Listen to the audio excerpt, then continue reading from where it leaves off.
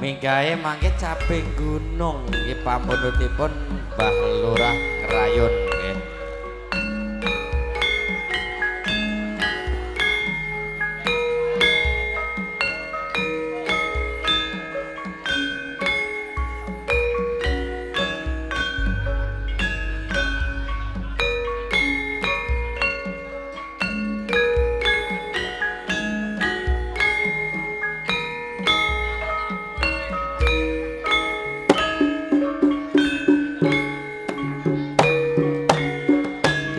Niki Pak Yanto niki celak mriki. Nggih syutinge timpakne ngene.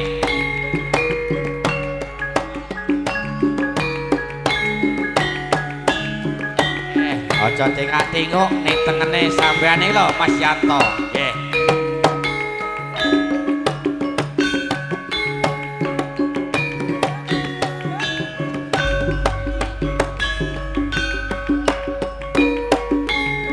Sing ngapunten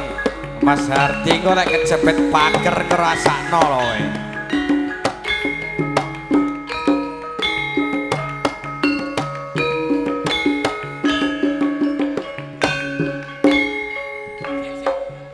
Nyun sewu nek kula mendem nyen ilingi kali sak kanca-kanca lho nggih.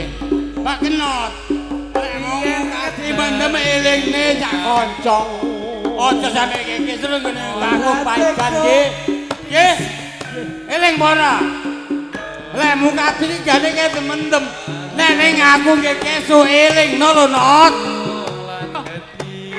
Nyanyi Mas. Nangis aku sing usapi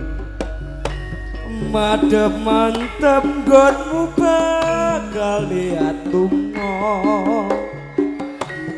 kanggo cukup bebebrayan bali resmo ning rangira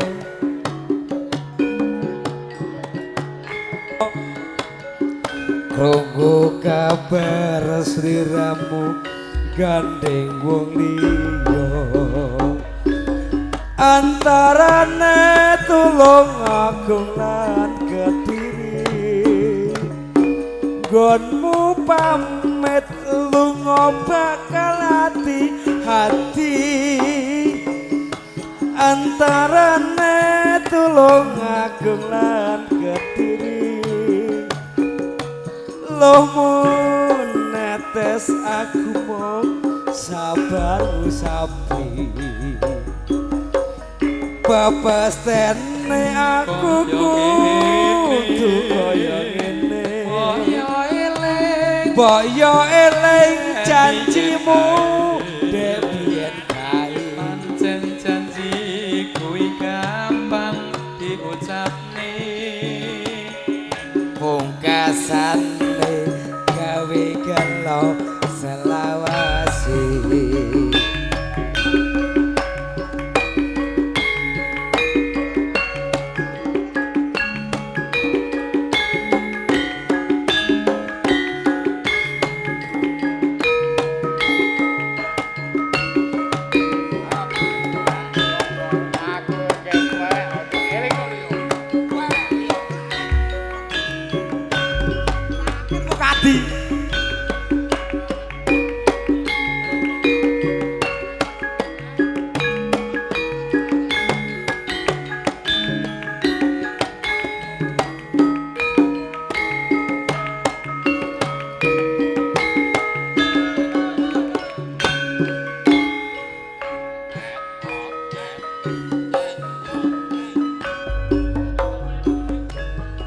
nalikane biyen ngaterke lungamu ora teka bisa suwe ra ketemu antarane tulung agung lan Kediri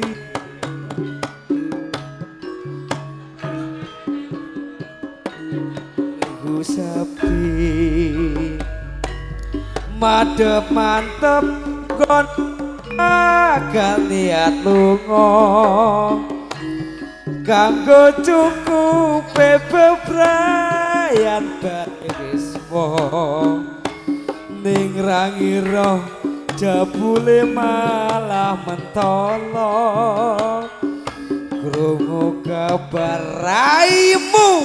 gendakane wong liya antarane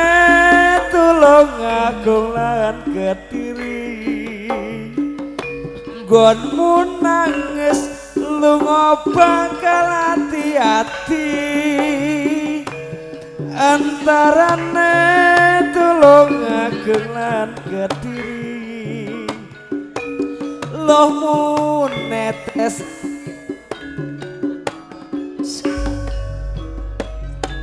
bapastene aku kudu kaya ngene mbok yo eling janjimu debien kae pancen janji kuwi gampang diucapne pungkasane gawe gelo selawase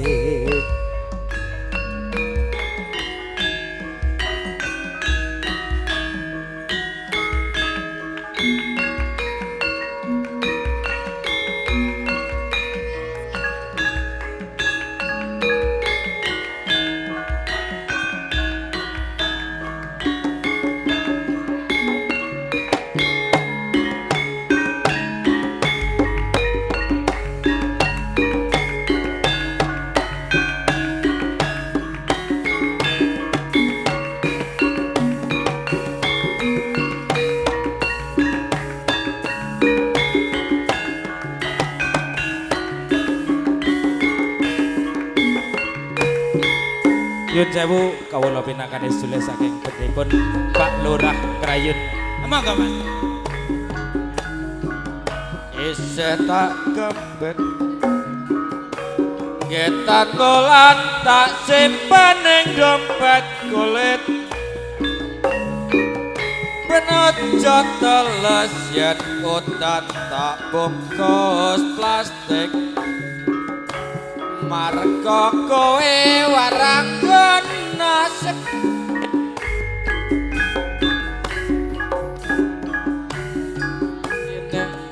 ora jerit malah kowe ninggal lunga tanpa pamit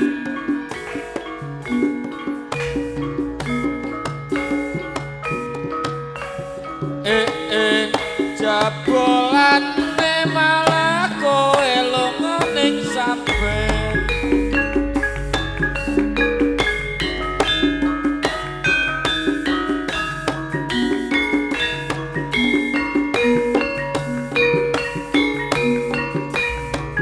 Oke. Bener sewu Bapak Taji.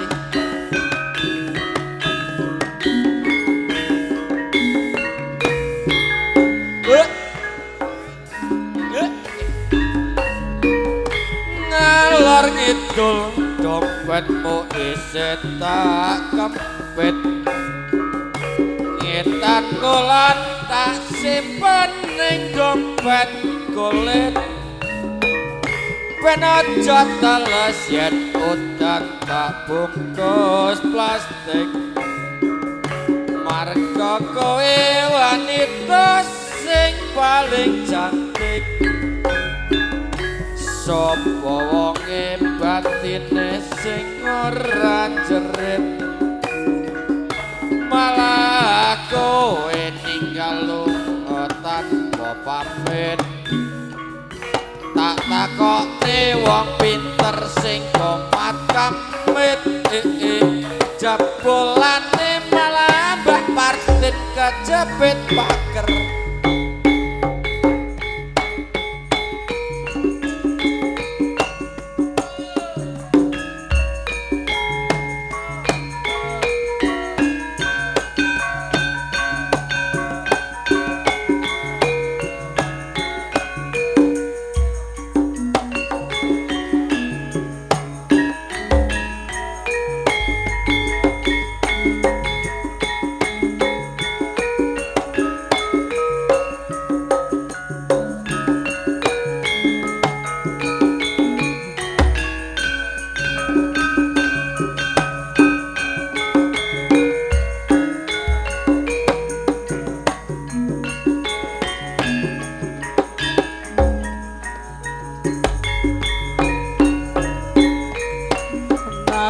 mijil saka gunung ning ayune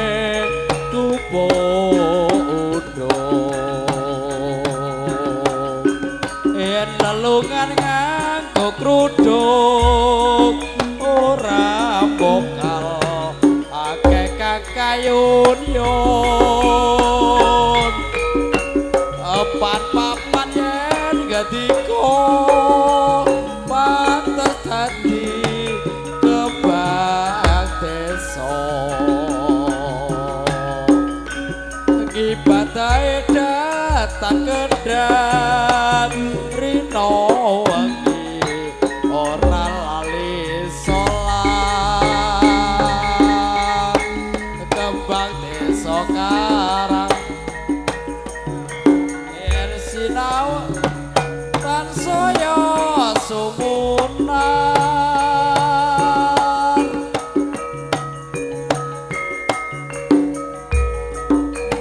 semane kekawa kipi besok kapan aku bisa nyandek sira warakono nggonku mikir nganti buyar mergo kebak desa Karanganyar ipimu tak usap nganggo triciku pupus gedang omah lawa saya suwe makar dadi amba mabur dhuwur ing angkasa lunga tanpa ninggal asma pupus gedang saya lanas maneman eman bareng dadi klaras tresnaku ora kok gagas maneman eman ilang tanpa tilas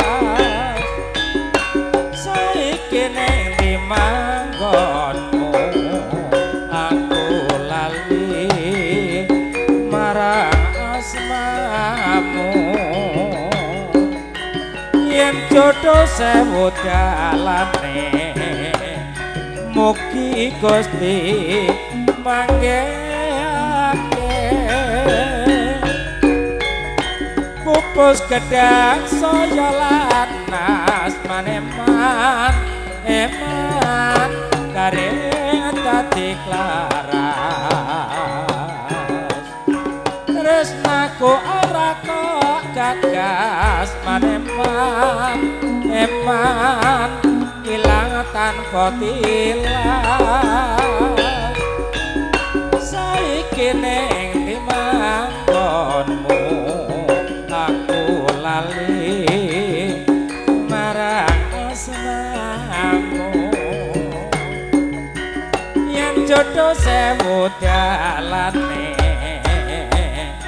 mugi Gusti manggehake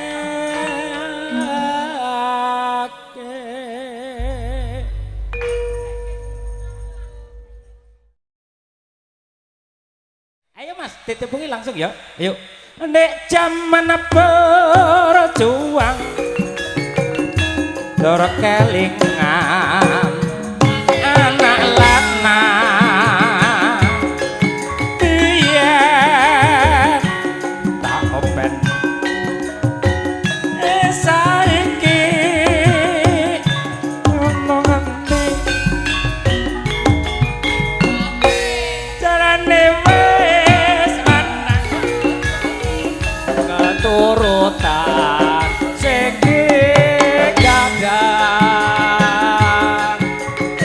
yen nate janji saiki apa lali yen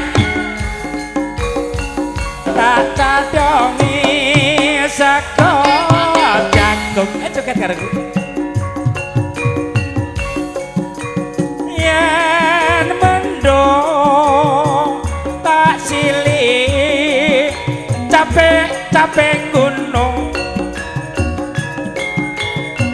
syukur bisa nyawa gunung desa dadi raja dene ora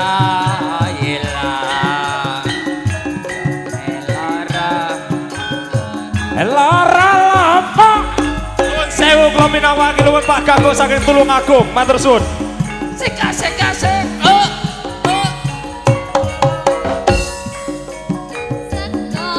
jago yen mendung kasili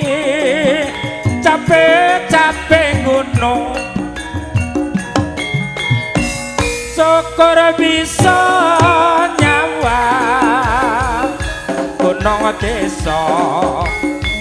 dadi raja dene ora ilang ngene padha lara lapa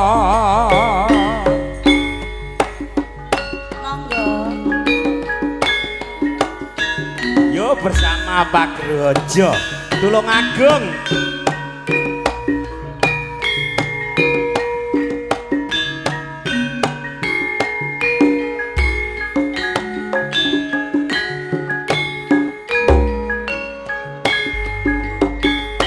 Sido mulya hidup Pak Grojo Gasem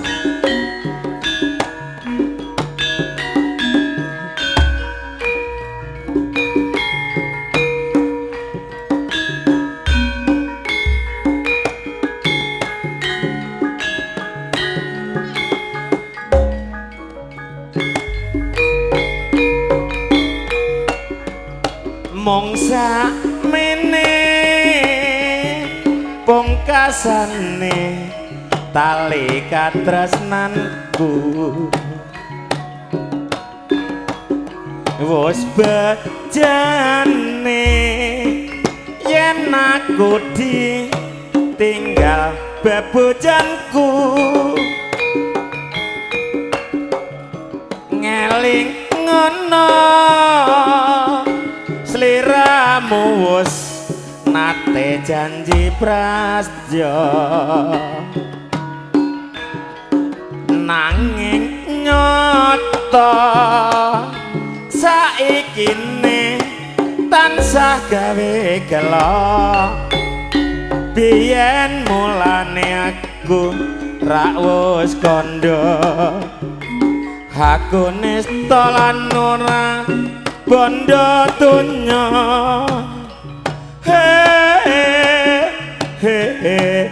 man yaktine mung kepranan bareng kang durung kenyataan mbok ya eleh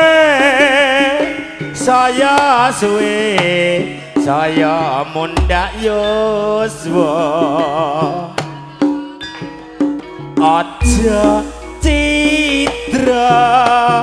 wong citra bakal namai gunung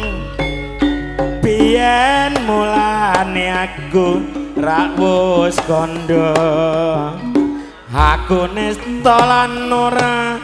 bondo donya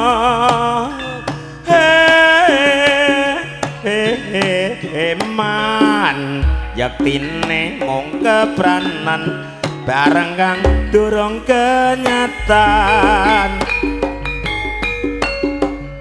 mbok ya eleh saya suwe saya mundak yuswa aja citra wong citra bakal namai gunung yo sida mulya pager aja pucuk gunung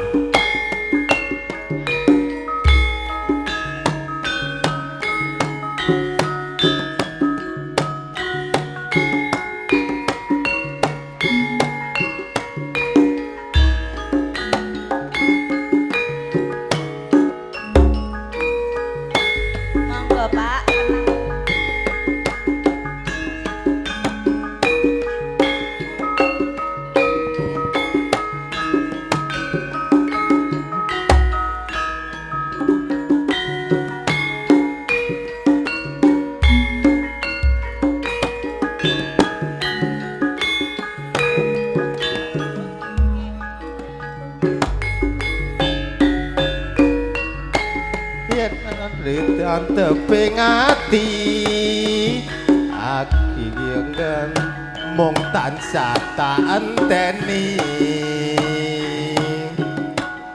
aku wis kebacut tresno ya mung sliramu kang katon ana mata yen mengira bisa turu bayangane wis mlebu pikiranku kok kaya ngene rasane mung tansah kangen pengen weruh dheweke apa bisa aku nyanding sliramu duh wong ayu kang dadi pepujaku tulung ana rasa kangen atiku nganggo esem manis kang tak tunggu kangen iki bisa mari yen wis rampung wis gelem ngeloni